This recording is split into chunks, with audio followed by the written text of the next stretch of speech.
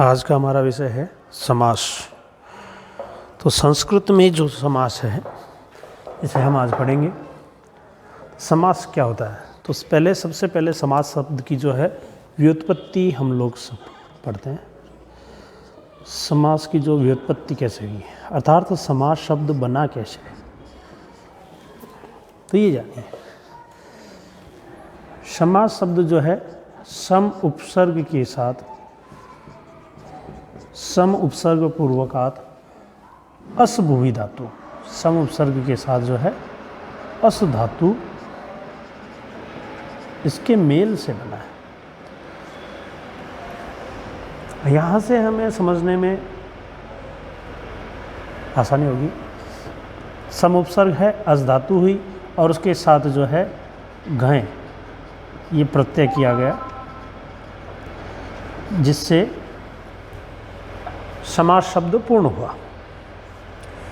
ठीक है, सम उपसर्ग के साथ अस धातु और घय प्रत्यय, घय प्रत्यय जोड़ने से समास शब्द की उत्पत्ति हुई। यहाँ समझने वाली बात यह है कि समास जो है ये क्या है। तो समास जो शब्द है इसकी परिभाषा भी समझ लीजिए। समास की परिभाषा किसे कहते हैं? समास। संस्कृत में इसकी जो परिभाषा दी जाती है वो, इसकी परिभाषा ये है, सम असनम समासः। इसकी संस्कृत में परिभाषा है। ये सम असनम समास है, अर्थात अगर शॉर्ट में कहा जाए तो संक्षिप्तीकरण। क्या?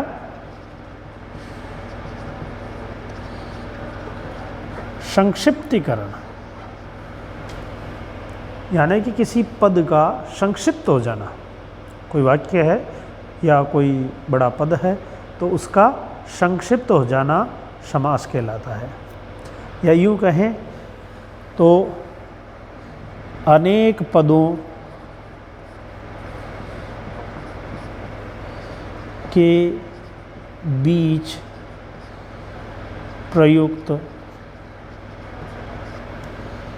विभक्ति चिन्ह,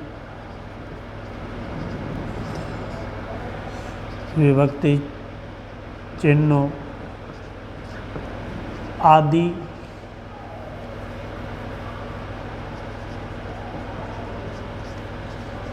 का लोप होकर बना एक पद समास कहलाता है।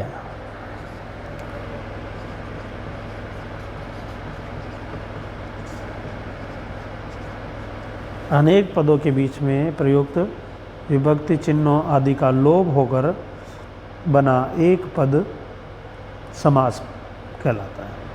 इसे समास कहते हैं। जैसे फॉर एग्जाम्पल आपके सामने ही है, सम उपसर्ग लगा है, अस धातु लगी है, ये सब मिलकर, और घई प्रत्यय लगा है, तो ये सब मिलकर के एक शब्द बना समास है।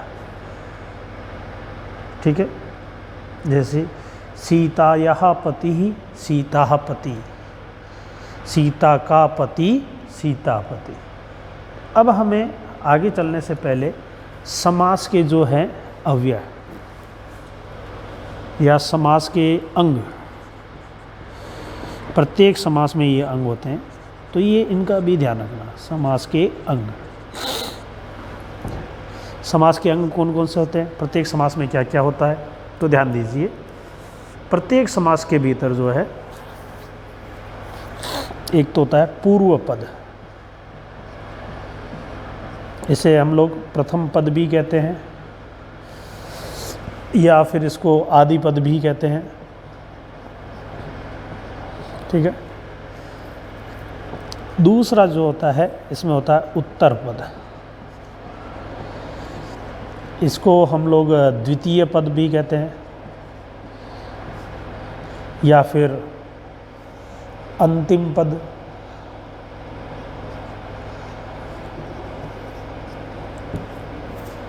ठीक है। तीसरी इसके अंदर चीज होती है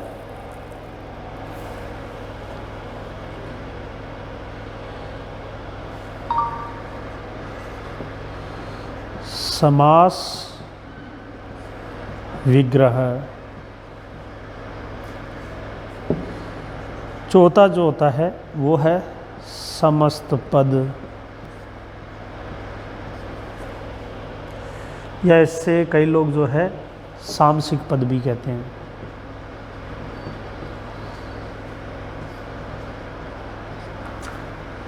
पांचवा जो होता है ये होता है हिंदी अर्थ।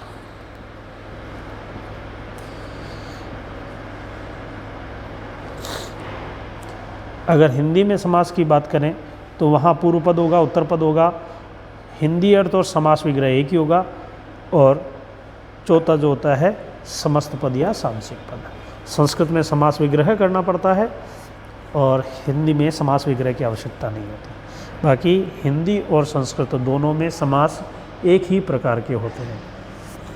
संस्कृत में जो है समास में विभक्ति इत्यादि जो लगती रहती है, और हिंदी में जो है विभक्ति इत्यादि का संस्कृत के जो रूप हैं उन रूपों में प्रयोग करना आवश्यक नहीं होता। ठीक है, तो ये समास के अंग हैं, ये मोस्ट इम्पॉर्टेंट है, ये सभी समासों में होंगे, इसलिए इनको अच्छे से ध्यान रखें। जैसे हमने यहाँ पर समास जो शब्द है इसको निकाला, यूँ मान लीजिए हमने लिया था सीतापति, ये उदाहरण लिया, इसके लिए परिभाषा को समझने के लिए। ठीक है, अब इसका जब अपन समास विग्रह करेंगे तो ये तो हो गया, इसको कहेंगे समस्त पद। प्रश्न में आएगा समस्त पद बनाइए, तो हमें ये एक पद बनाना पड़ेगा, इसका हम करेंगे समास विग्रह।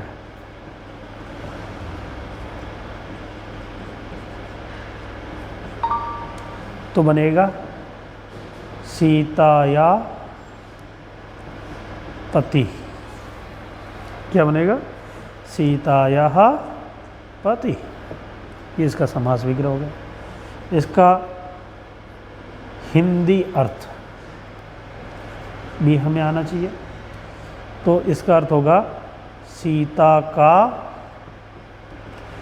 पति, इसका हिंदी अर्थ होगा। अब यहाँ पर देखा आपने दो पद बने हुए हैं, एक और दो।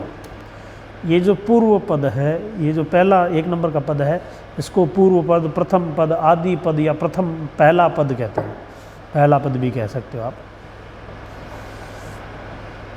ठीक है, अब ये जो दूसरा पद है दो नंबर का, इसको उत्तर पद, द्वितीय पद, अंतिम पद या दूसरा पद भी कहते हैं। तो ये आपको ध्यान रखना है। समस्त पद सामसिक पद हो गया, समास विग्रह ये हो गया, हिंदी अर्थ हो गया, प्रथम पद ये भी हो गया, और द्वितीय उत्तर पद ये भी हो गया। तो इस प्रकार से हमें समास के अंगों को ध्यान में रखना है। प्रश्न इनमें से किसी से भी जुड़ा हुआ हो सकता है। ठीक है, समास विग्रह बताइए, समस्त पद बताइए, हिंदी अर्थ हमें आना चाहिए, और पूर्व पद और उत्तर पद के बारे में जानकारी होनी चाहिए। तो क्या होगा, या तो समस्त पद दे करके समास विग्रह पूछेंगे, और समास का नाम पूछेंगे कि समास का कौन सा भेद है, कौन सा समास है, या फिर समास विग्रह दे करके समस्त पद बनवाएंगे, और समस्त पद बनवा करके समास का नाम पूछा जाएगा। तो इन सब में ये चीज़ें कॉमन हैं। अब आइए आगे चलते हैं, समास का भेद।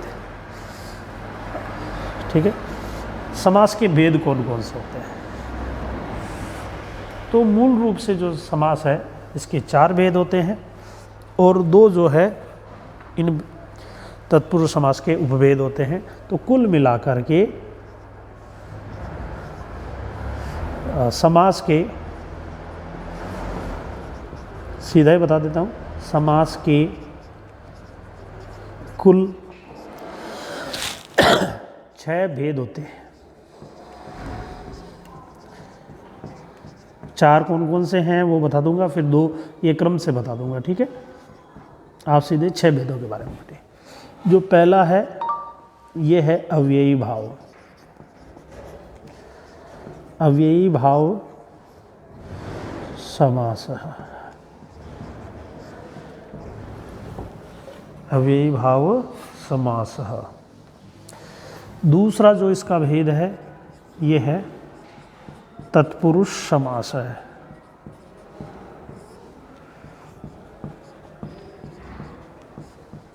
तीसरा जो समास का भेद है ये है अव्ययी भाव हो गया, तत्पुरुष हो गया, द्वंद्व समास है।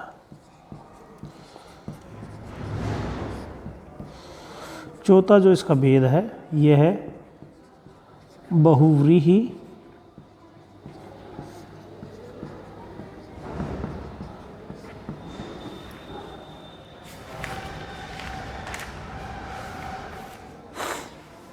बहुव्रीहि समास।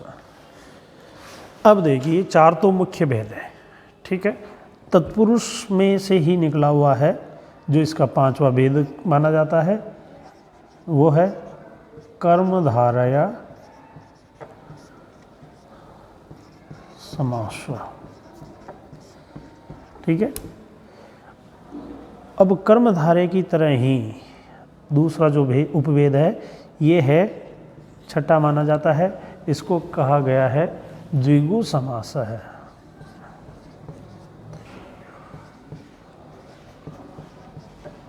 इस प्रकार से समास के जो है कुल 6 भेद हो गए। अव्ययी भाव, तत्पुरुष, द्वंद्व, बहुव्रीहि, कर्मधारय और द्विगु, ठीक है। आ गया समझ में? तो समास के कुल 6 भेद हो गए। अब 6 भेदों में सबसे पहला जो भेद है ये इस भेद का नाम है अव्ययी भाव समास। आइए पहले अव्ययी भाव समास के बारे में जानते हैं।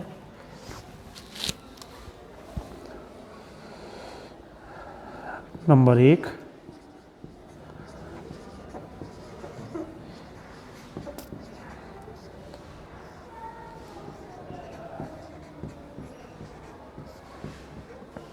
देखिए नाम में सारी पहचान छिपी हुई होती है। हमेशा ध्यान रखिए कि नाम हमें उसकी परिभाषा को बता देता है।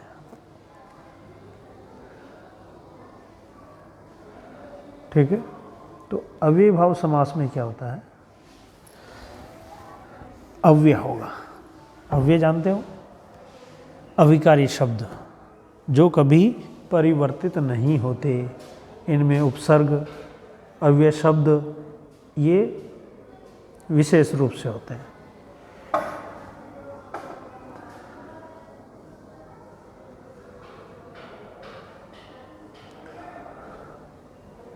तो अव्ययी भाव समास की परिभाषा लिखें।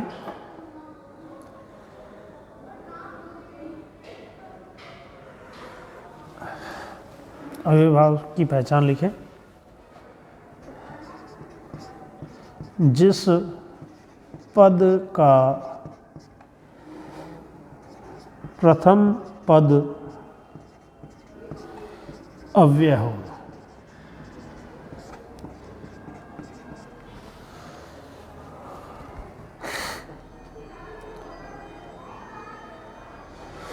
अर्थात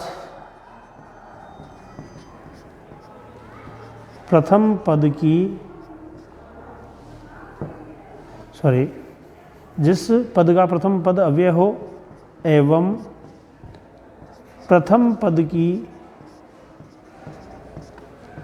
प्रधानता हो,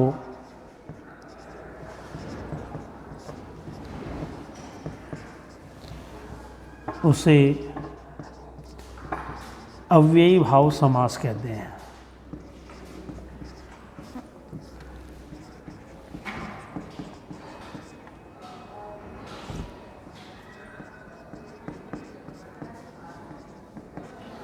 ठीक है,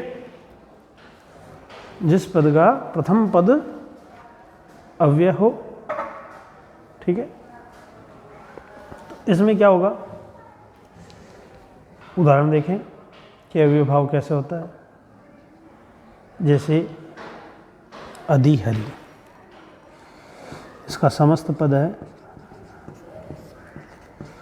ध्यान रखिए, इसी क्रम में अपन को कोई भी बताना होगा उदाहरण वगैरह, या कोई भी पजल सॉल्व करनी है तो इसी क्रम में होगी। जैसे इसका समस्त पद दिया अधिहरि, अधिहरि, ठीक है। इसका जो समास विग्रह बनेगा, यह विग्रह बनेगा हरौ,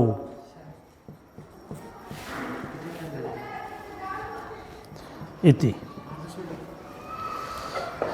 ठीक है, हरौ इति। अब इसमें हमें अव्यय पद को भी छांट के बताना होगा कि अव्यय कौन सा है। तो अधि जो है ये उपसर्ग है, अधि, ठीक है, तो ये इसका अव्यय पद हो गया। अब हमें इसका हिंदी अर्थ भी आना चाहिए, तो हिंदी अर्थ हरौ इति, इसका हिंदी अर्थ होगा हरि में, ठीक है। इस प्रकार से हमें समस्त पद, विग्रह और उसका अव्यय ये निकालना होगा।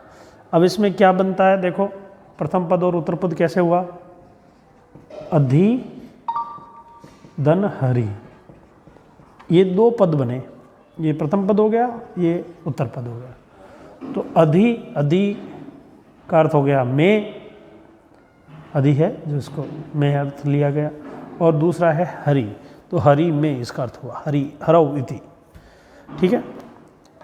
आज इसका अभ्यास कीजिए, कम से कम इसके जो है हम सभी को 10 उदाहरण करने, इसी क्रम में, इसी तरह से, ठीक है।